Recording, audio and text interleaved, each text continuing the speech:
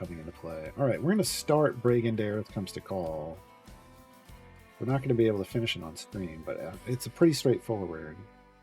So I don't think that's super important. I don't think finishing it is super important. Just show the setup of how we're gonna be able to finish this. Again, we're gonna click through it. It's the same, and we're gonna use the same formation we had before because we're gonna have plenty of click damage. We're just losing Shandy as a speed champion is the only thing, but we're gaining up more gold. We're gaining more gold find. We're still gonna use a Stein. Oh no, remove him here. Well, I guess we're trading Jarlaxle for Penelope Gold Fine is what we're doing. I'm still going to run DPS Chroma. Still going to run DPS Chroma.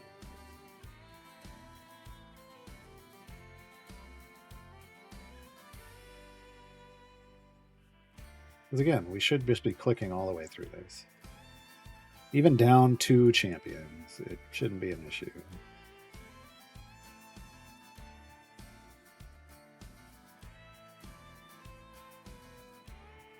To get this set up, I'll talk about core.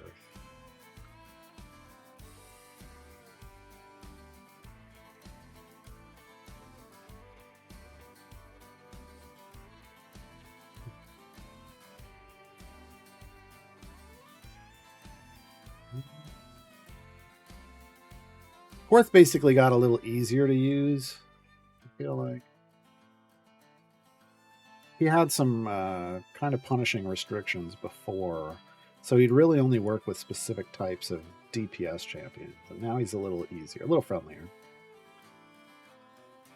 So he's a Dex. He was part of the Dex season, so he buffs Dex 16 plus champions and makes them attack faster. And there's no positionality about that. It's just everyone that qualifies for his buff, anyone 16 plus gets his buff and they attack a half a second faster. He still marks enemies, which is a debuff. They take more damage from that mark debuff. When anyone attacks a champion that is marked, they gain temp HP, and that effect is doubled for tanks, but can only happen every like 7.5 seconds. He's always attacking the nearest enemy, so as long as your other champions are also attacking the nearest enemy, they will get this too. But if they attack random or furthest they'll never get it. Random, maybe they will, maybe they won't. He buffs his main buff based off the number of, or based off the total dexterity score of all champions in the formation. So the higher the dex score, each of those points, like when you add them all together, each of those points gets a multiplicatively stacking buff based off the number of them. So he wants to be in high dex formations. Still has that weird, if he's about to die, he goes invulnerable thing and fires his ult, which is still whatever, but now he gets it 3 charges of it.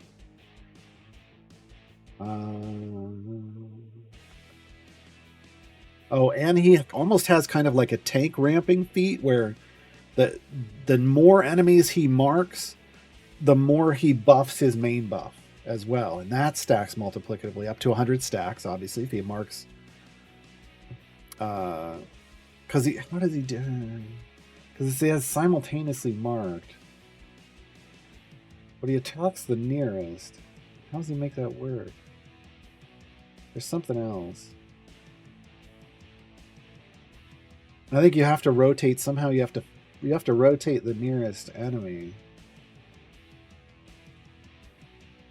So he's gonna want knockback. So he'd work well with knockbacks. Yeah, that one's weird, but it's in there. If you rotate somebody in with knockbacks, you can stack up another one 20% per stack.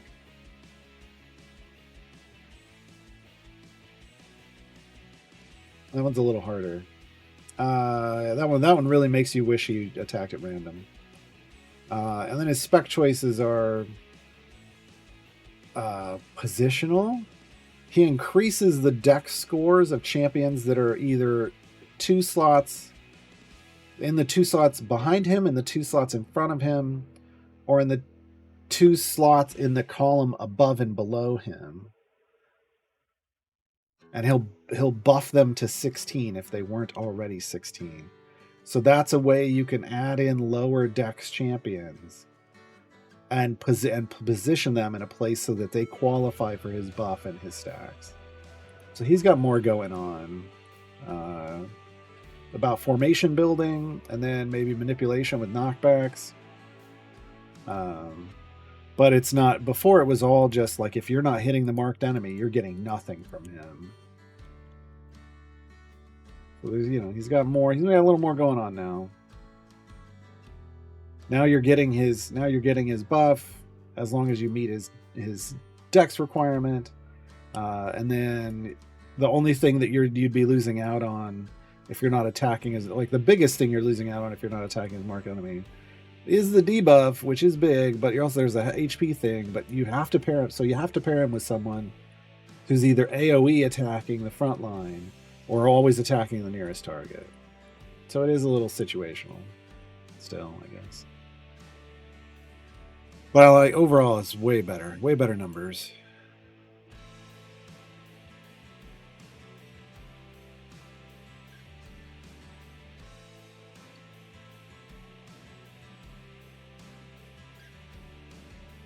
Night, Cal. Thanks for hanging out.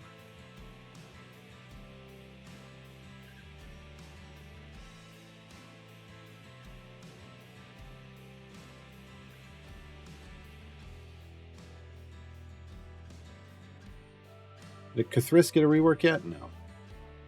No, the CT. Well, some of Ak Inc. got a rework. Cathris was not part of that.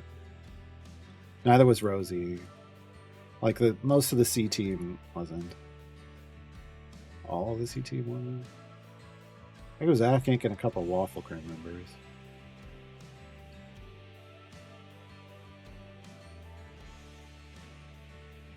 All right, there we go. There's 225. That's where we're going, is 225. So this should be all set to get us through the end. Where are we at? 22,759.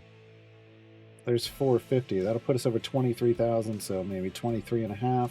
Well, we're gonna pick up around 2,000 gems overnight. So we should be around 25,000 gems tomorrow when we return. Did we get any? No. It's like, did we get any gold chests? No. Couldn't open them anyway. Need to save a throw for it. So we'll definitely be doing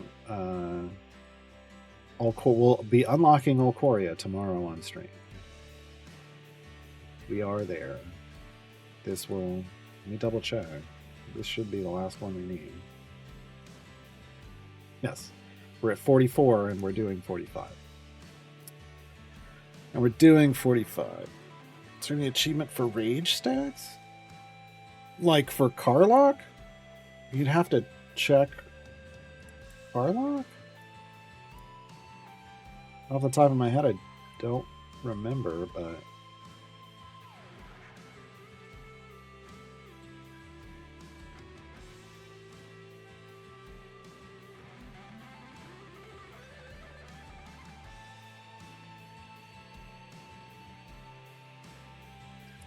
Defeat 10,000 enemies while she has at least 20 rage stacks. So it's just got to be at 20 or more. So it doesn't require her ultimate or anything. Just keeping her angry is the thing.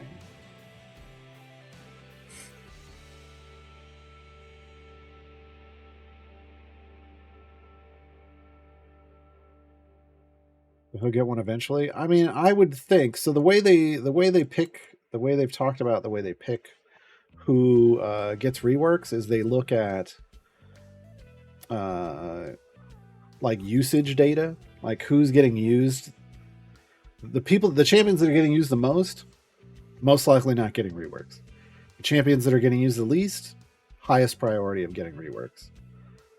And obviously that list is going to change over time as they rework champions. Ideally, the rework puts them up into the higher end, or at least in the middle. They want to at least move everybody up a bit so they're getting used more. So eventually, you'll see a lot of changes. I tell you right now, Ravenous, there are probably some locked champions that will probably never get changes for a variety of reasons. The one you mentioned is probably one of them for, the not great reasons. Even though it's not the same, it's still kind of, you can't touch that champion without bringing up the old stuff, right? Someone will bring it up. Core champions are off the list completely. Core champions are off the list completely. Evergreens, I'm not sure.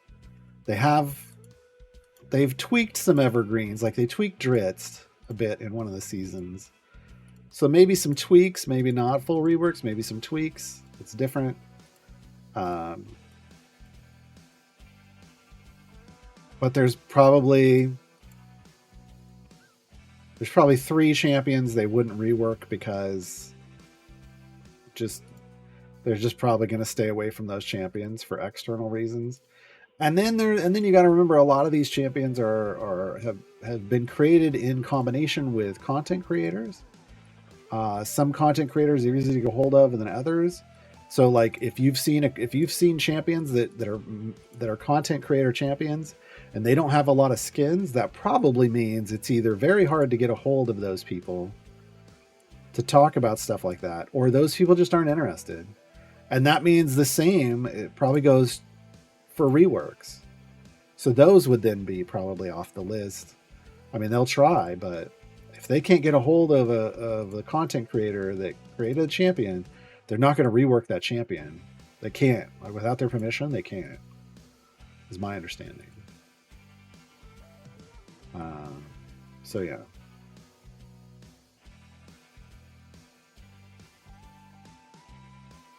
They publish those stats anywhere? No. Like usage data? No. That's all internal. It's internal stuff.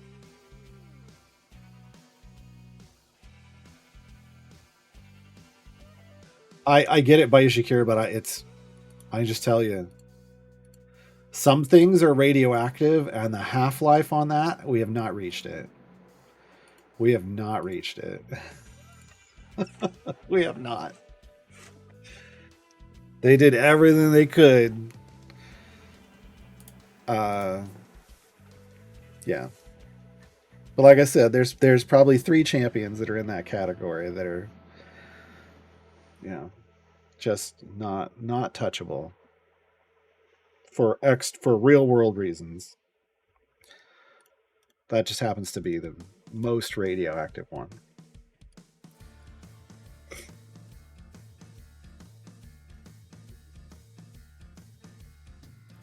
And yeah, a lot of players have no idea.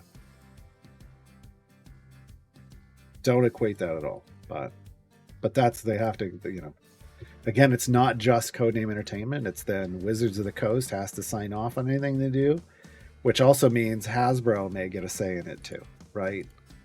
You got to remember the layers of these approval systems. Yeah. So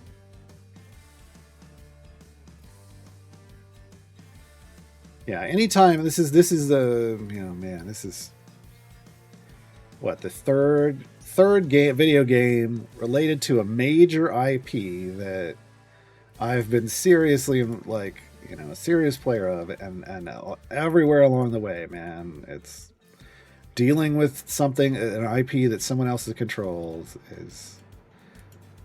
it's incredibly challenging. It can be incredibly beneficial. Obviously, it's being part of D&D, being official D&D licensed game is a big deal. It's brought a lot of people in.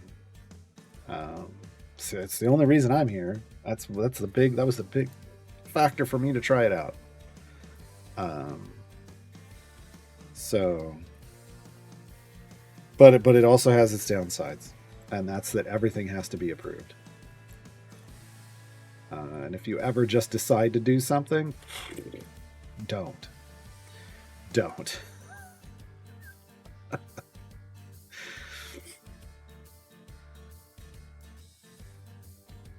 Any chance you explain this radioactivity to those of us who have no idea what you're talking about? No. Those people don't deserve my time. Those people don't deserve my time. So, no.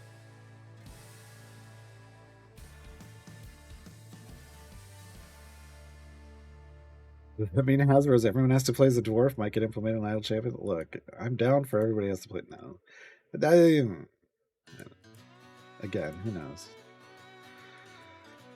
Who knows? But yeah, we don't give people like that our time and attention around here, folks. That's why I was talking around it.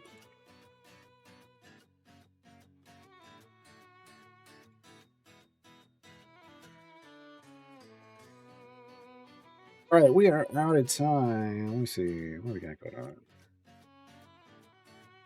We're gonna end. It's gonna pop in 2 minutes. We want to end this before then.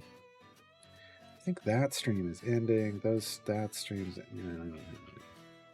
don't have anywhere to rate us that I'm comfortable with. Thanks for hanging out. We'll be back tomorrow with more Idle Chatter. Again, we're gonna come back. We're gonna catch up to where we're at. I will, once this is finished, it's gonna just go straight into. I'm gonna set up a patron, overnight patron farm. When we come back tomorrow, we will unlock Alcoria. Stone Mantle, I think is her last name. And then after we do that, we will have qualified for Strahd. And then we will do Strahd stuff. We will get Strahd to the same place Mert and Bajra are, where we can buy our Time Gate piece and our Modron component chest. And that'll be it. And that'll be where we're at. And then I don't know what we'll do. After that, we go to Baldur's Gate. Right? Because that's the next place on the list. So thanks for hanging out, everybody, and I will have a good evening. I'll see you tomorrow.